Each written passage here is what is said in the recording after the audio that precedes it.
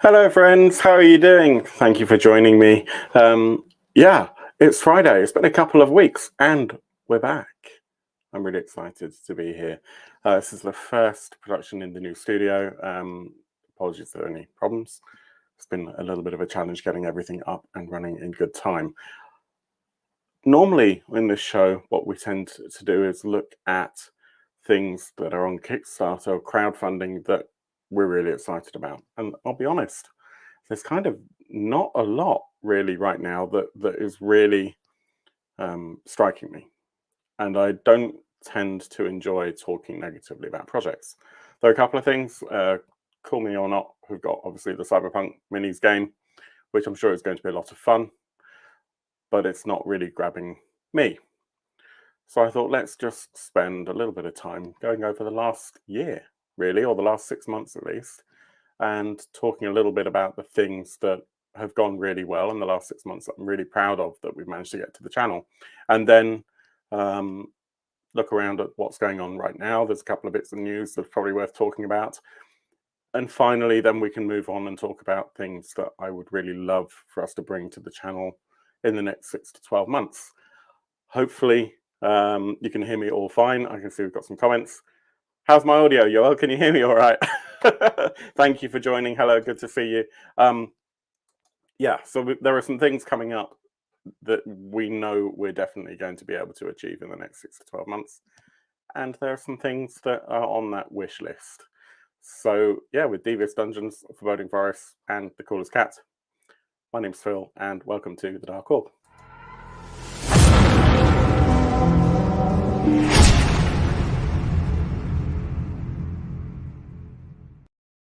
Excellent. And Yoel confirms my audio is good, which is great, because for some reason my audio coming in is a little bit crackly, so I got a little bit worried there. I did as much testing as I could. How are we doing? How are you all? It's been a couple of weeks, and I'm really sorry about that. But yeah, we've completed a move from close to London all the way up to Nottingham, which is really exciting. And one of the reasons why we decided to come to Nottingham is because there's an amazing gaming culture here. Reality is we've been here for a week and a half and we've not really left the house that much. We went out for a meal last weekend, just the two of us, and other than that, it's mostly been trying to get through the 10 million boxes of things. So as you can see, the most important thing, the shelves of shame have been populated. I think I've got all my role-playing games up here now. Might be a few that are missing because we haven't gotten through all the boxes yet. We're nowhere near having finished the stuff downstairs, where we're going to have our a painting area for painting minis. We bought a Kallax, so there's a Kallax that's now got most of our board games on it, and there are some empty spaces, which is great because we've got a bunch of stuff that's been ordered ages ago, and will arrive at some point, including that Witcher's miniatures game. It's called The Old World. I can't remember now. Which the other half wanted purely for painting. I can't imagine we'll ever play it. ISS Vanguard is another one. Excuse me, there are a few things. And yeah, so we've got some spare space there. And then there's all the painting projects. So we've got a lot of creature casts and stuff that needs to be painted and that needs to be assembled and stuff first. So we're going to have an area for that. It's not a huge house, but we're trying to make sure that we've got enough space for the things that we want to do. Anyway, enough about me. I hope you are all very, very well. Let's talk about how the last year has gone. Let me catch up with the comments. Elvel Aldalenbernde, I don't know, will happen. That's the Call of Cthulhu scenario that we're going to, which is 1-on-1. As you can tell, the Swedish one. Call of Cthulhu Sverige has not yet been translated into English, and we're going to try and get a bit of that content up as soon as we can. Now that I've moved, which was one of the two things that was holding us back, sorry, I'm going to distract my comments. Now that I've moved, that's one of the two things that are holding us back. The other one was that both Yoel, who is the keeper or GM that's going to be running that, and I have had quite hectic real life situations. So yeah, we should be able to start filming that soon. We'll come to that. What else? Andy says, "Ooh, new house." It is indeed a new house.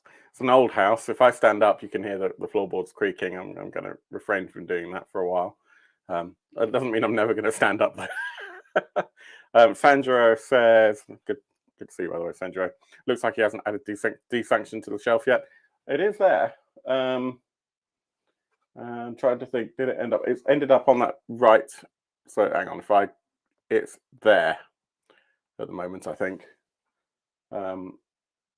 Because there's a kind of mixture of A5 books and a few other things. I need to still adjust these shelves a bit more.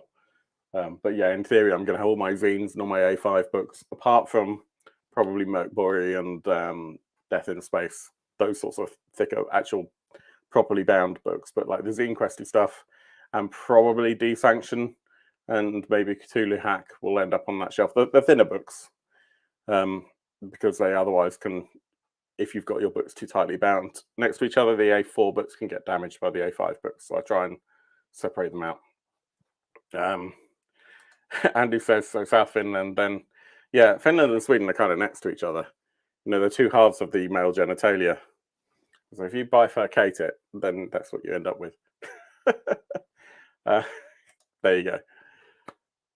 What have we done in the last year? My goodness, there's been so much. I've tried really hard to keep this show going every Friday. Oh, and I will just say, if you're joining me on Facebook on my personal account, thank you for joining. But the way that our platform works, I probably won't see your notifications. So if you actually want to type into the live comments, please do. But you might have more success jumping over to Twitch, and that's twitch.tv/the Dark Orb UK, or to our YouTube channel, because for some reason the comments on the personal channels don't come in. Or if you go onto the Dark Orb Facebook page as well, then they'll come in. Yeah, so this year, what have we achieved? We've had this show going quite regularly, not maybe as regularly as I'd like, but I think we've done quite a good cadence. We've had some great guests come on. We talked about some really great projects. I'm so pleased that, I mean, things like Astro Inferno, which I don't know if you recall. I know some of the people from Discord and watch regularly will certainly know. Astro Inferno is one of those, it's a very kind of science fiction, gothic, horror. It's kind of got elements of Hellraiser and Cult, that amazing Swedish role-playing game, and a few other things going on all at the same time. That was on Kickstarter, and we had Andreas Wiklund on to talk about that. God, so many others. We spoke to Jason Cordova regarding Brindlewood Bay, which I can't wait to see. I'm going to really struggle to get that to the table. I was really hoping to get it to the table and onto the show sooner, but I've got a bit of a mental roadblock on it. I don't know why. It's Powered by the Apocalypse. I think it's just a lack of trust. Powered by the Apocalypse really requires everyone at the table to have a lot of ideas and to really want to push the game forward. And certainly for a game that you want to stream, it's actually quite hard, because if you haven't actually practiced the game and everyone doesn't really understand what's going on, it can be quite hard to actually pull that together if everyone at the table hasn't got experience of the game, and that's what we'd have. So I'm probably just making excuses because everyone who plays with us is great, but sometimes as a GM, it's kind of hard to have the confidence maybe in yourself, and I think that's quite, you know, normal. What else did we? Gosh, what did we do? DCC Dungeon Crawl Classics. Judge Zach. Sorry. I've got an ulcer. It's really painful. Judge Zach has been running this amazing mini campaign.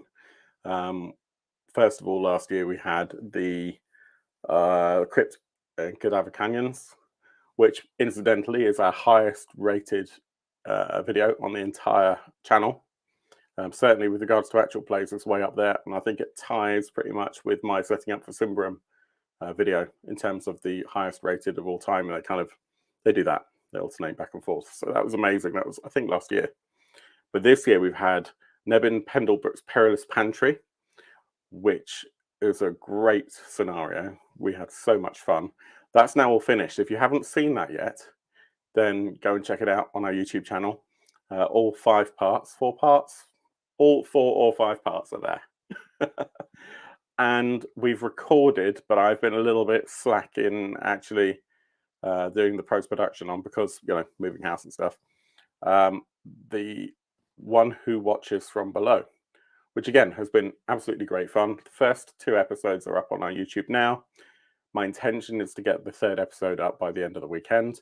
I don't know how successful that's going to be, but that's what I want to try and get done. It's probably on Sunday. I'll do the post-prod for the episode 3. Episode 4 as well, if I can. What else? Actual plays. View Scream. I really want to run more View Scream. If you haven't checked out our actual play of View Scream, it was so much fun. It's well, the kind of base setting, if you like, is that everyone that's in the party is a person trapped in a technical area on a spacecraft. So imagine like it's a Starship Enterprise, or, you know, the Sulaco from Aliens, or whatever. Or Alien. I can't think which one Sulaco is in now. Someone in the comments will remind me.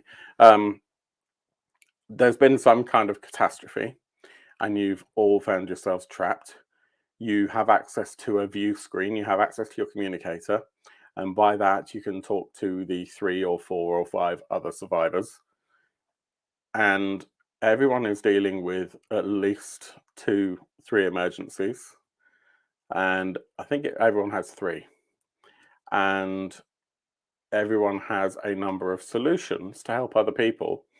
Each person knows which of those solutions will actually work and which ones won't. And so someone will say, hey, I've got this problem, and can you help me? And then you have to choose whether you want to help or hinder them. And you know whether or not you've helped them or not, and they don't. What's really interesting is that your characters are all pre-generated, and you have, within your character description, you have a list of things that you know or you feel about the other players or the other player characters. And that will influence whether or not you want to help them. But of course, they have things that they think about you, and everyone's got their own secrets and their own agendas. And it was great fun, fully immersive. So it's designed for Zoom or Hangouts or whatnot, for video chat, basically. And what's really interesting is that you're not allowed to break character for the entire time you're filming. So if you check out our video of that, it's a couple of hours long, but we just start off really from the get-go as this kind of emergency happens, and we just keep going and we don't stop. And there are a couple of minor edits just really for putting some video on, and for when things were slightly broken. Had a couple of technical issues, but basically the whole thing is unedited. We just ran straight from start to finish. No one knew what they were getting themselves into. Especially as I absolutely failed to share with the party what the communications distress call was at the beginning. In retrospect, if you're going to run the game, you should share with your party what that distress call is. That's not specified in the view screen book, so I did not know, because it also says that you're not allowed to look at each other's character sheets. I didn't know that the player characters didn't have the distress call at the top of the character sheet, and ideally that would have made things much easier. That game, and I'll show you the where you can get it if that sounds interesting to you, but that game was written by Raphael Chandler, who currently has a Kickstarter going on, Gateways and Griffins, which is like an escape room in a box with an RPG built in. The idea is that some game writer has gone missing, and then you have to kind of try and work out what's happened to them. I think this is the game that they were playing or designing or something like that. We did a deep dive on, I think, last fortnight's Kickstarter weekend. But check out ViewScreen. As I said, it is possible to grab on Drive-Thru RPG, and indeed, this is how I've got it. It's not expensive, $6.66, and that will give you a bunch of scenarios, and they're all different, as you can see here. The Battleship Carolina, the last flight of a ragtag fleet, Final Voyage of the Gaslight, Gates of Flesh. Oh no, I'm sorry. That might be for ViewScreen 2020. Yeah, so it doesn't tell you the list of things in here. But yeah, there's like 10 scenarios in the first, 15 in fact, 15 adventures in the first one. And then you've got ViewScreen 2020 and ViewScreen Distance, which are 2 more add-on books. My mistake. Apologies for the confusion there. I've got all 3 of them, so I really do need to run more because it was great fun, and I think I'm right in saying that everyone who played it had a good time. It was really intense. If you like psychological horror, and if you've got a group of people who are able to really throw themselves in, a bit like what I was saying with Brindlewood Bay, but this is a lot more, I don't know, it's not actually a lot more rigid, but I think it's a lot more focused, because there is a finite conclusion. You know, once you've run out of solutions that you can offer your fellow players, then that's where the game ends, because there's nothing more you can do.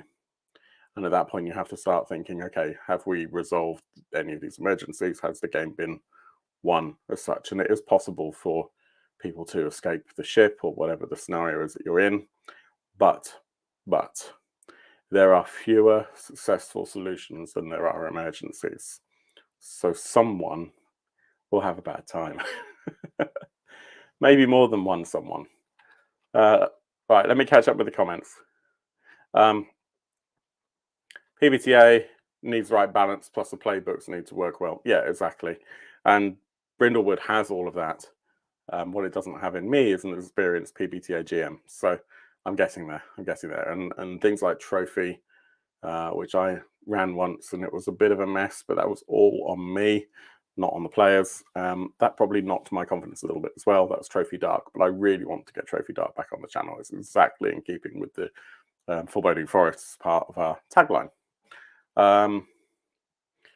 View Screen reminded me a bit like those 90s FM. Yes, I'm so pleased. So one thing I did do in the post-production for View Screen was I threw on a bunch of video transitions that were glitchy. And that's probably like the main editing I did, was to not actually remove content, but to put cuts in when we switch, because we kind of pull people in and out. You'll see if you watch. You pull people in and out of focus. You take people off the screen and bring other people on. So the idea is that the people who are on the screen are the people that should be in the actual scene itself talking. And so for some of those, I threw in some glitch transitions and some sound effects just to kind of really kind of give that a little bit more atmosphere. And there's certainly some music on in the background as well. It was actually quite a pain in the ass to do, but it was definitely worth it. Andy says, what we really want on this channel is more Book of Bees, more Paul Cat's Lightbulb Saga, and different hats. I do need more hats, and that's definitely on the short list of things to do. Mellified Mage is a Book of Bees quick start. Yes, isn't mellification the turning into honey? So sounds like a product placement. Could be worse. Could be manscaping. Yeah. No. What else did we do?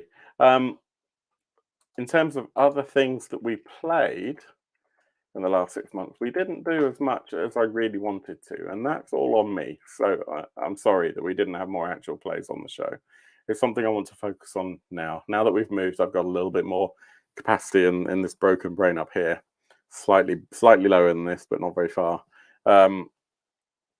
Definitely want to get more actual plays. I know that patrons are wanting to help with that as well. So hopefully we'll get a bit more content on in the second half of the year and going into next year as well. But what we did play, another actual play that I absolutely loved, was Necrobiotic. And I don't know if you saw our actual play of this. It was intense. So we didn't really know what to expect. And it was, the players were myself, Johnny, who I've known for a very long time. Johnny and I went to university together. And Neil from Paladin Roleplaying. If you don't know Paladin Roleplaying, please go and check them out. In fact, we do have a discount code if you've never purchased from them before. I'm going to throw that up on the screen now. But basically, Paladin Roleplaying source and provide amazing role-playing dice in various flavors, if you like. So they've got some hardwood dice, they've got metal dice, they've got acrylic dice and resin dice and all that sort of stuff. 15% off your first order down there. But anyway, we were very lucky to have Mitch run this for us. Mitch is responsible, penny for a tail here. You can see here. So Mitch basically is responsible for the revamped edition of Necrobiotic. And I'm trying to remember whether or not this video is quite short. Maybe I won't play the video, but I think you should probably check it out. Necrobiotic is set in the future. It's kind of post-apocalyptic, but not in the same way as Mad Max. It's more like Ghost in the Shell, or gosh, what was the name of there's a film, Runaway, Tom Selleck, Runaway. I think it's Tom Selleck, might be Tom Skerritt, I can't remember. Anyway, the idea is that we're in the future, and through various means we've worked out ways to reanimate corpses, and then actually people started dying independently, and you end up with a really low number of people that are still alive. And so we're reliant on transplants and on biocybernetics and things like that in order to sustain what is left of the human population. There's basically a disease that's decimated 95% of the world's human population. You can imagine what happens to the world when that happens. Basically, nature kind of comes back in and starts reclaiming the planet, and then you kind of have these small pockets of humanity. And what with there being some really weird and interesting biomechanical constructs and developments throughout the time, you have these really weird entities. So in our game, we played a heterosexual polycule. We were married, the three of us, but we're all male, and we were trying to find our adopted daughter. But it seems like the coffee machine is like partly alive, sort of bio-organic, biomechanical thing that's humanoid and spews coffee out of its stomach and things like that. It's really cool, very dark. I know that some of the people at the table felt it was the darkest thing they played at because they didn't play Cult, among other things. I think, you know, Cult is one of those things that I have to bring back to the channel. But yeah, if you've got a strongish stomach and you fancy watching something a bit strange, then check that out. I thought it was great. I had a lot of fun, and I backed it. I originally backed it, and then I cancelled my backing, and then I went back and I backed it as a late back on the backer kit, which I think is still available. So, in fact, let me have a look.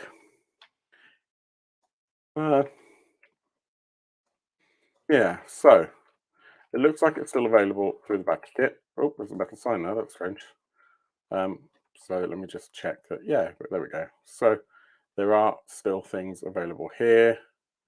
The PDF, physical core rulebook, the special edition, which is beautiful. Expensive but beautiful. So if you fancy looking at something really strange that if you're into very dark fiction, you might get fear of missing out on, I would recommend not missing out on this one, honestly. What was interesting as well is it didn't use cards, didn't use dice, it used playing cards, and that felt very different. It was actually quite interesting. I'm not sure I loved it, but having something different like that is really good. And the fact that it actually relied on cards rather than cards just being an element, you know. So look at Savage Worlds, for example. Cards is an element of playing the game, but this did something very different, and I liked that a lot. Okay, so that's the last 6 months. We did quite a lot. Not enough, maybe, but we did quite a lot. And patrons on Patreon have been incredibly generous, and thank you very much to those that you know who you are, and have really helped. So we're able to cover some of our expenses with that, because surprisingly enough, this channel doesn't make any money. That's not why we do it. It's it just keeps me out of trouble, really. No, I take a lot from the community, and I have done for years, and I like to be able to give back as much as I take. So having, you know, just been a player at a table continuously for years and not really running games very much, I felt like I wanted to return the favor, and that's what this channel is all about. And as you can tell, I like to get excited about cool stuff. Response, you can buy yourself a Robin Hood hat. Well, because I'm in Nottingham, or just generally?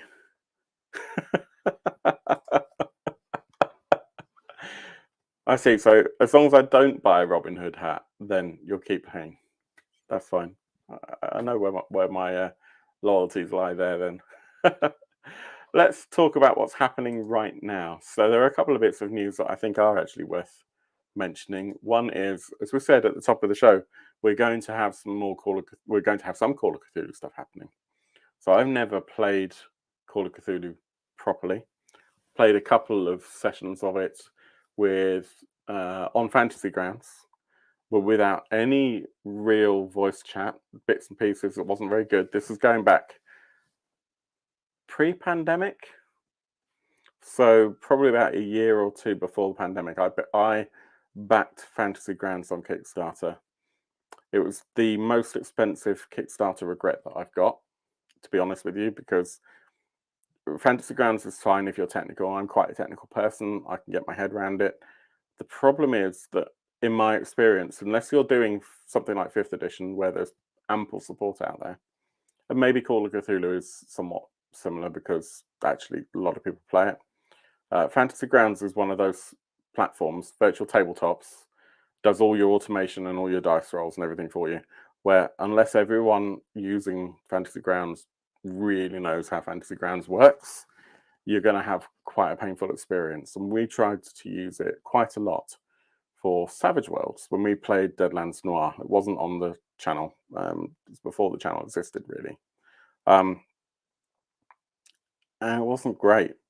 And part of the reason for that was that we were playing Deadlands Noir in Savage Worlds Adventure Edition, which is the newest version, which is not the version that actually Deadlands Noir is written for, but it's kind of compatible. So we were botching it a little bit, but it felt clunky. The UI, considering it's the new UI, wasn't great. Wasn't really that fun at all. And then we tried Foundry, and Foundry was a lot better. But again, the fact that we were playing it the wrong version of Savage Worlds, even though it's supposed to work, didn't really help. And we realized that when we did have a problem, like if something updated and didn't update properly and we didn't have time to fix it, my fault, then we actually didn't know how to play the damn game because we've been trying to do it all in automation, right? So we got to a point where we're like, okay, well, we'll just roll the dice ourselves, which is the way we used to do it, just on Zoom with, we'll do map sharing and it'll all be fine. And then we realized that we really hadn't learned the rules because we'd so relied on that automation that wasn't even working properly. And again, to be perfectly clear, it wasn't working properly because I'm not great at setting that stuff up and I'm vaguely technical.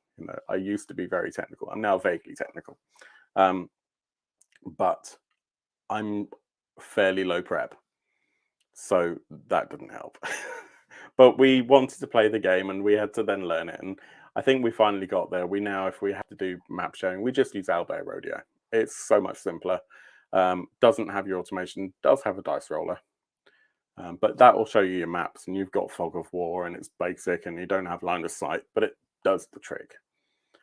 And mostly we prefer Theatre of the Mind, where you're not actually using maps and stuff anyway. And of course, when you're recording and you're doing Theatre of the Mind, that's much better if you want to take your show in an audio direction, and we'll come back to that. Anyway, what I was getting at is that Chaosium have now got 3 brand new things on or available within 7 days, which is really cool. And let's just have a little look at their PR that they did for this. 3 major Call of Cthulhu releases in 7 days. Now, my understanding is that they've done, if you don't know, and I didn't know this until a couple of months ago, Chaosium do something really smart, really, really smart with how they release their books. And they don't do this for everything, but for quite a lot of things, what they'll do is they don't tend to use Kickstarter anymore. They do sometimes. For example, with the classic Call of Cthulhu stuff, they put that on Kickstarter because probably they wanted the PR for it, the marketing. what they normally do, if they've got an idea for something really cool and they want to garner interest, they'll sell it as a PDF first for, argument's sake, $25. And they'll see how many people buy it. Then, if enough people bought it a PDF that they know that they've got a hit on their hands, or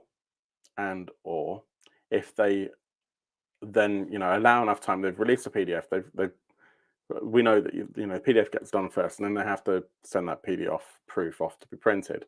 So it might be that they're printing it anyway, but basically anyone who's bought that PDF, if they want to buy the physical product, then the cost of the PDF is deducted from the cost of the physical book, which I think is great. And yeah, there's nothing really I can say badly about that. The only thing that concerns me is you can end up in a situation where you've bought the PDF hoping it will come to physical and then it never does, which is a risk because they don't necessarily guarantee that they're going to print the PDF. And of course, if you're one of 12 people who bought it, then maybe they won't. But I think it's quite obvious the ones that will be successful. I spoke to, can't remember who it was now. Might have been Mike, actually, Mike Mason. Trying to remember what their face looked like. Anyway, at UK Games Expo, I spoke to one of the gentlemen at the Chaosium stand about Rivers of London. They said they're going to do this model as well. So towards the end of this year, hopefully, they didn't say that as a definite, but I kind of got the impression of that. We'll get it as a PDF, and then it will obviously become physical afterwards.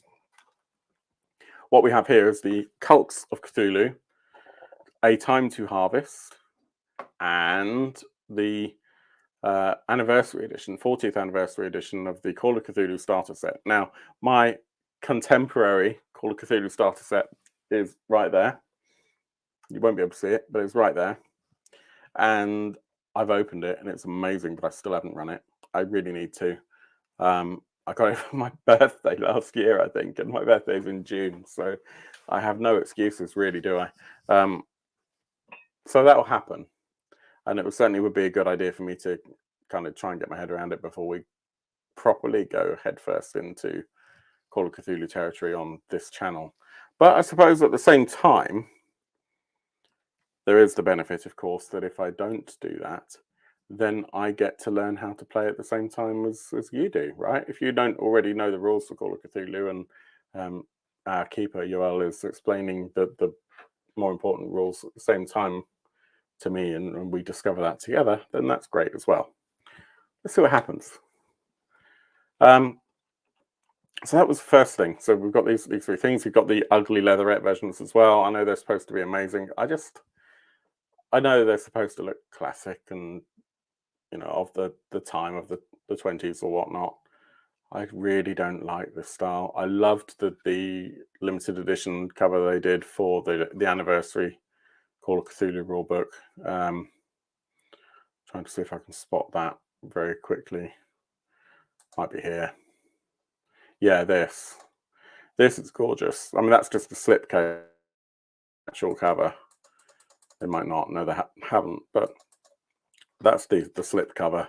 Then underneath is actually, oh, there we go. Underneath is all embossed pretend leather with really interesting inking on it. So I wish more of the books were like that, but they're not. Nothing we can do about it. Let me catch up with the live comments. And if you are watching live, then please keep those comments coming in. If you're enjoying the show, please hit like and all the subscribey type stuff. And in the comments, let me know what you think we should be doing next, because that's what we're about to talk about very soon, is what's coming up that we know we can achieve, and the things that we'd like to do as well. And I would love your input. Right. Okay. So, right, I've got a few things to go back to. So we were talking about the Robin Hood hat, and I asked whether or not it was because I'm in Nottingham or just because. And Sandro said both. Yoel says, "This is the sheriff, can't you tell? I shot the sheriff, but he didn't shoot no deputy." That's true, but also false. Has to be Robin Hood. Men in tight style hat, though. None of this tourist nonsense. I challenge you to a duel. Call of Cthulhu mostly needs handouts, not the rest of the VTT fanciness. Yeah, the games I played didn't have any handouts. It was just all set in one room. It was a bit rubbish. Long time ago though, and things have changed. Most VTTs are OTT. True. And this is when we start talking about audio. Audio, audio, audio. Oi, oi, oi. Audio, oi, audio, oi. I think the PDF sales affect number in the print run. Yeah, they probably do. I think you're right there. I'm certain they sell enough to at least do a minimum print run. Be careful your audio. The next step is free music, and then we're giving jobs to 70s and 80s soft prawn music. Yeah, there is built-in audio in StreamYard, as Yoel has put here. We've got a blanket ban on those. I sometimes throw it on when we're just on Twitch doing the after party, but it's awful. I mean, I would love it. I've got some music that I can use, which is either license free or that I have license for. And there are ways and means that I can bring that in as background music whilst doing this live. But it's time and effort that is better spent on making sure that I have good content for you. And hopefully I do have good content for you. But the stuff that you can do natively, I'm just going to check they haven't updated it. I don't think they have. No, it's the same old rubbish. So we ignore that. It's really not fun. And Andy says, I've been playing Call of Cthulhu since the first edition in the 1980s. So that brings us to one more item of contemporary news, which I thought was super interesting. And that is, actually, I'm not going to show it on the screen. There's no point. Do you all remember Zine Quest? The Zine Quest is a thing that runs on Kickstarter every year. And the idea is that independent, mostly role-playing game stuff, there are some other things that happen around the same time, but basically independent publishers and authors can produce zines, which are usually staple-bound, perfect-bound A5 booklets. That way, yeah.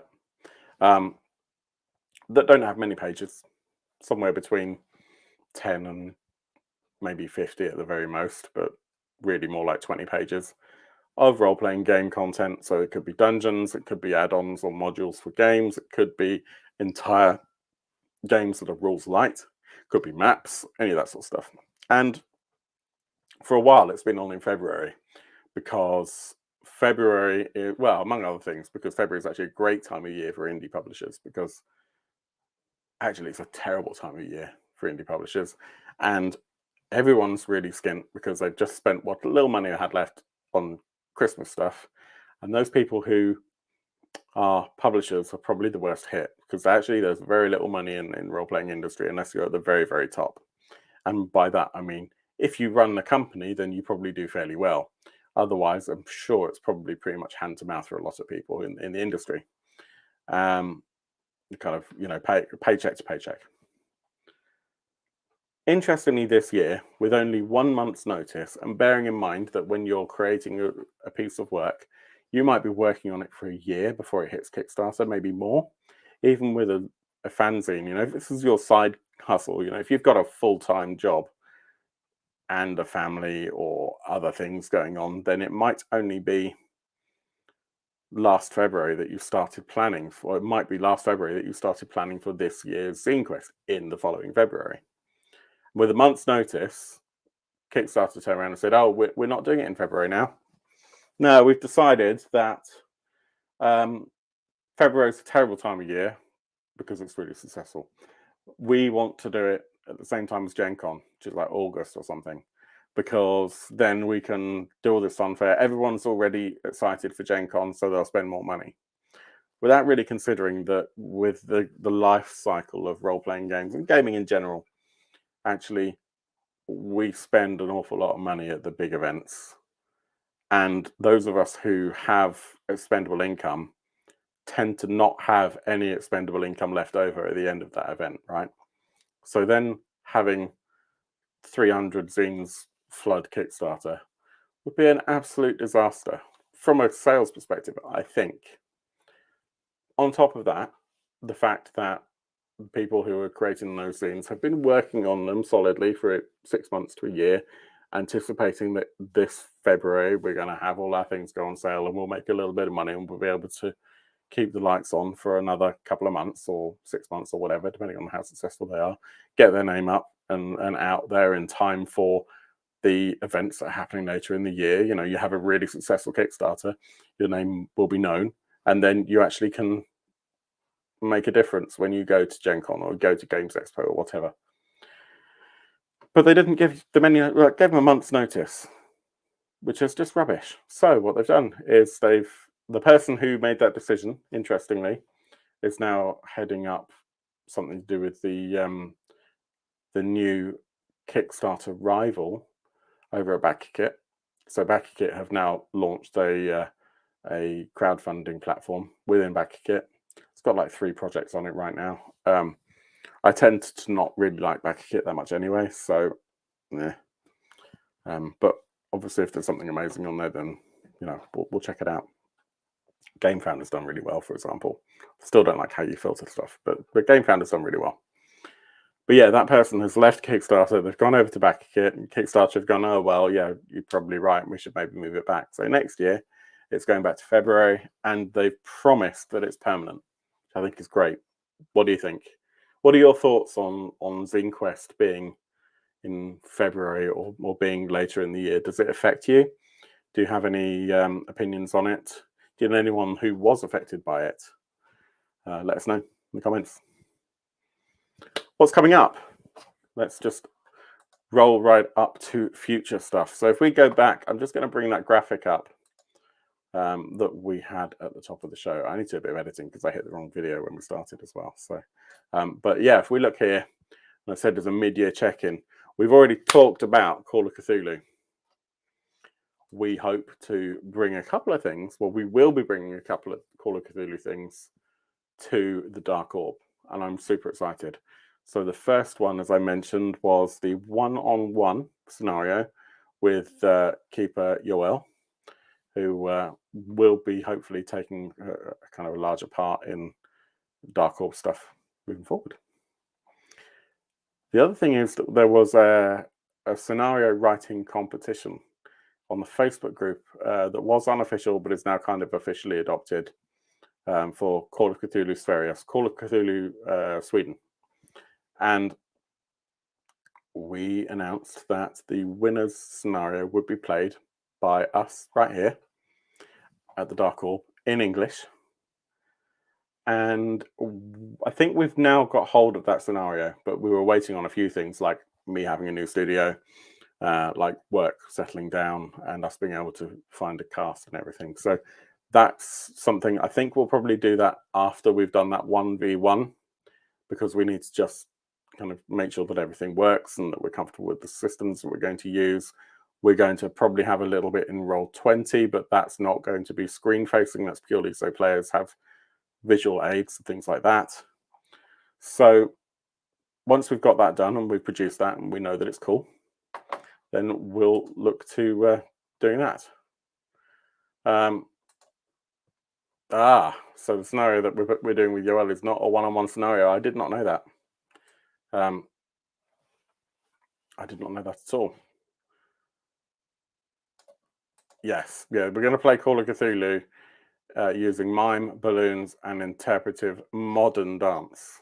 So what that means is that the music is going to be really slow and creepy, but we're all going to be clutching our legs and then throwing them away and then clutching them again. And then, Andy, I'm going to run at you at full speed and then I'm going to jump in the air and you're going to have to catch me.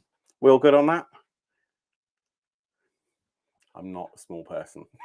I'm sure you know that already. Everyone who's met me in person knows that. To be fair, Andy's not a small person either, and he's much taller than I am. So still insufficiently into using that method. We good. Awesome. So yeah, Call of Cthulhu we want to bring, and we will be bringing to the channel. But I've been trying to think about a few other things that we need to do that I really want to do.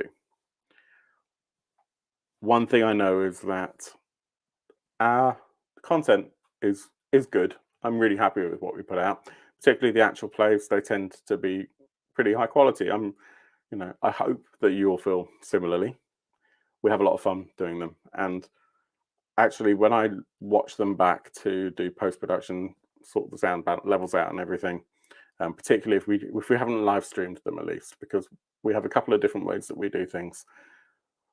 Quite often, well, previously we used to live stream straight to YouTube, but now what we tend to do, if we're going to live stream at all, we'll live stream to Twitch, and then I'll take that video, which I've also recorded, and I'll do some post-prod on it, and then it will be put onto YouTube as a more polished product. That produced product, where we've put edits in where need to, we've balanced the sound. Sometimes we put some background audio on. Depends how much time I've got, because that's actually quite time consuming to do. But that finished product, I think we should have as a podcast. And so we're thinking about doing an actual play podcast. I'm not sure, and this is where I kind of rely on you all that's watching this show. Do you think that this show, the Kickstarter Your Weekend show, bearing in mind a lot of it is visual, should we make that an audio thing as well? Or would too much be lost in the interpretation? I don't know, but I'd really appreciate your thoughts on that in the comments. But certainly, if you think that it would be cool that we do our actual plays formally as a podcast, then let me know. We do have a lot of the actual plays actually on Patreon, so maybe one way we could do it is, I know that I'm a member of the Old Gods of Appalachia on Patreon, and that provides me with an RSS feed. So maybe that's all we need to do, is use the RSS feed functionality from Patreon, if I can work out how that's done. And we do it that way. It doesn't necessarily need to be a subscription-only thing, but maybe that's a good way to do it. Alternatively, we can look at Podbean or something like that. That's not a problem. What do you think? Should we do it? If we do, I'd love to try and get Yoel in as well to maybe help me with some of that content even more. But he might need a bit of convincing. Yeah, absolutely. It could be made with the statement that this is the audio of the video. People go and watch things they'd find interesting to see from the audio. Yeah, that's kind of what I was thinking as well. And I can say that at the beginning of this stream, and it won't be a problem. Then I was thinking about what I should run next. So I've not run something other than ViewScream. I've not run something for the show in a while. I ran Cult, loved Cult, ran ViewScream. That was really straightforward to run, and I should probably do some more of both of those. But I've been thinking about whether or not there's time and capacity, and I'm trying really carefully to manage expectations for you all, as well as myself, for something a little bit bigger. Part of me thinks, that looks really rude, I'm sorry. Part of me thinks we should do Cult, and Yoel says as well, Cult without the time constraints. So what happened with Cult was that we had a deadline. We wanted to get it done before Halloween, and that should have been easy, but for some reason it really wasn't. And what should have been a scenario that you can actually realistically run in 2 4-hour sessions, we were recording in 90-minute chunks, but there was a little bit of time dilation going on, and some of those 90-minute chunks were actually not 90 minutes, and it looks like an hour to 90 minutes in the final edit. Some of them went on to 2.5, 3 hours, where we kind of lost track of pacing. Also, the last couple of episodes, we were exhausted. We ran till like 1 a.m. or something, Sweden time, on the last episode, and I think it showed. But at the same time,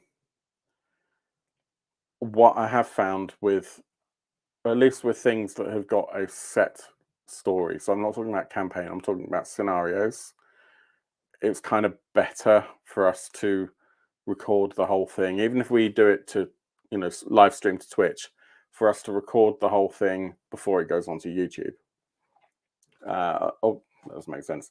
Finish the whole thing before it goes onto YouTube. So that's something that I think we need to be mindful of, and I think the method that we've been using with Dungeon Crawl Classics works really well for that. So actually, if you're really interested, you can watch the thing live. You can see the table live. You can see the roles.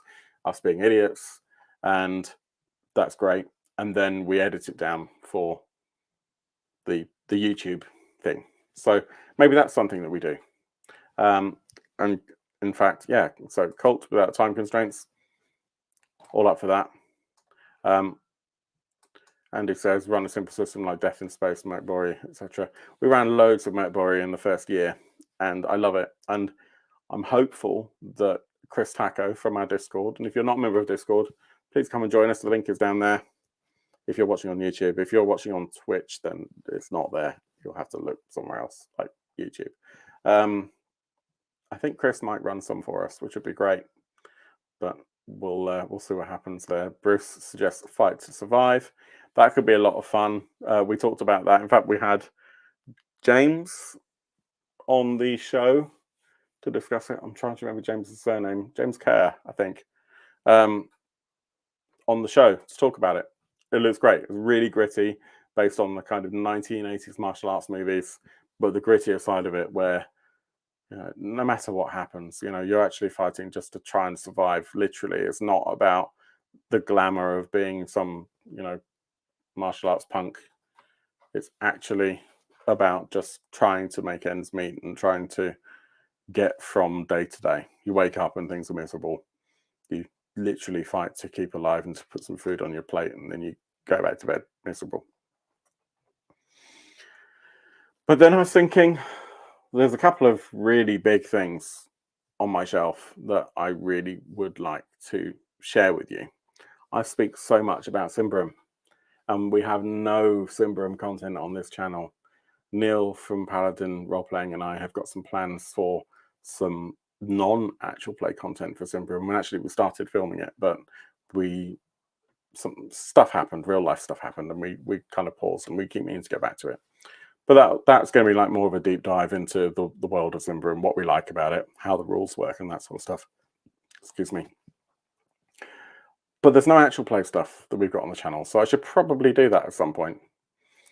And the other thing, and you can kind of, if I just tilt the camera just slightly, you can see from there all the way to there, which is about 1.5 feet. So just this bit here. It's really hard to do this. From the white book there to the middle. That's all Degenesis. And that's all of Degenesis. Admittedly, 4 of those boxes are the same damn book with different covers because I'm an idiot. But the Degenesis campaign could be fun. I just need to get it into my head. Get the setting into my head. It's really cool. So maybe we could look at that. Was there anything else on here? That was it. Yeah, Simbra, Cult, Degenesis, Call of Cthulhu. What do you think? And yeah, there are other things as well. So, like, as Andy said, Mothership, Solemn Veil. Those are 2 things that I certainly wouldn't run, but I know a certain Andy who could run that. As well as, Desanction was great fun. I'd certainly love to see some more of that on there. I hope you've checked out the Desanction actual play that we had, because that was great. And it was unfortunate that we didn't quite manage to get together with the other 2 sessions that were related to this kind of triptych of Desanction stuff. But it is an interesting game, and the setting is certainly unique. There's so much. Oh my god, there's so much stuff. I'm like, even if I look on my shelf, I mean, there are so many things there that I really feel that we should do. Mouseritter. Mouseritter's arrived. I haven't looked at it yet. It's basically DCC meets The Borrowers meets Mice and Mystics. It's super deadly. It's not that crunchy. It's fairly rules light. There's a goddamn mouse generator. So if you've ever played Morkborg, there's a character generator. You can go on and you just hit F5 until you get one you like. There's a mouse generator for Mouseritter. That's how deadly the game is. We should probably do some of that, right? We should do it. And Yola said, Dark Orb the Mono when the Free League version arrives. Yeah, I really want to play that. I think that would be amazing. And I don't care if it's designed for kids. We're all big kids. Everyone who's watching this channel right now who is watching it on purpose and not by accident, we're big kids. So let's play a kids game, but not Twister.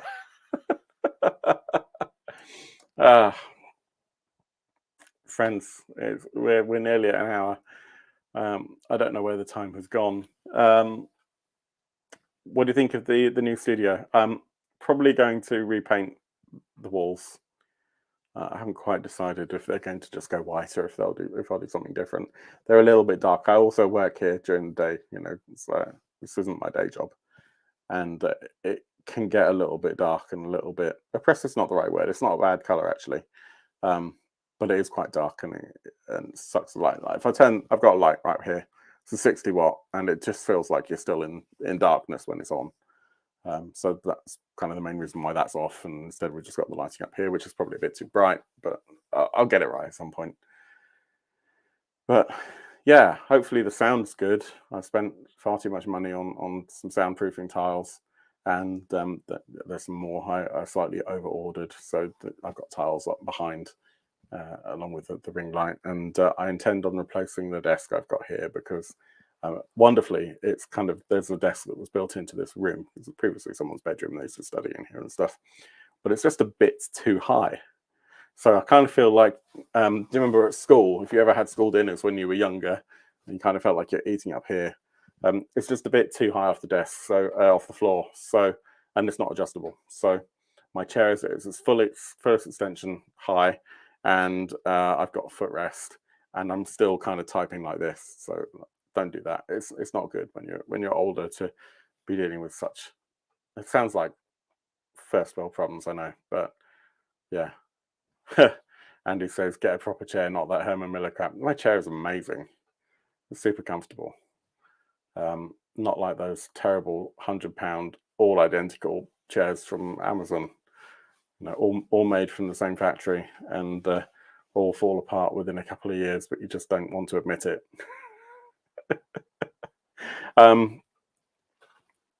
We should probably call it. It's been an hour. Not doing an after party this evening, but hopefully next week we will. I'm hopeful that next week we'll have some stuff from Kickstarter to talk about, and my office will be a little bit more sorted out. What you can't see is basically just at this level. I've got still 1, 2, 3, 4, 5, 6, 7, 8, 9, 10, 11, 12, 13 cardboard boxes. They're just hidden out of view, and they're all sort of that sort of size. You can see there's one there.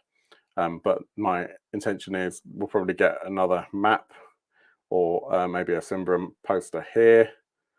As you can see, I've got the Church Grim signed poster there for Versen, signed by Johan Egerkrans. That was from the Kickstarter.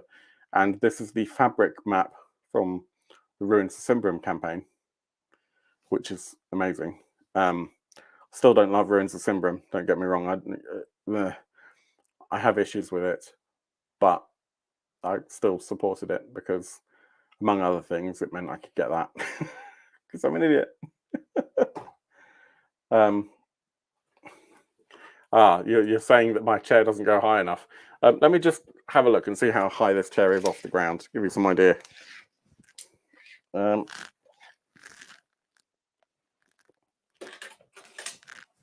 Because I'm moving in and I have a tape measure, and it is 64 inches off the ground, the seat pan of this chair. That's high enough. Right. I'm going to go. Thank you, everyone, for joining. I hope you've enjoyed. Why do I have a tape measure? Because I'm literally like hanging things up and making space for furniture. I mean, you have to understand that 3 days ago, none of this stuff was really in here. Or it was, but it wasn't attached to the wall. So yeah, literally kind of building the studio around me. You don't use chairs for a standing desk. Yeah, exactly. And that's part of my plan. So I will get a standing desk. This is not a standing desk. This is just a desk that is ridiculously high off the ground. So hope you've enjoyed the show.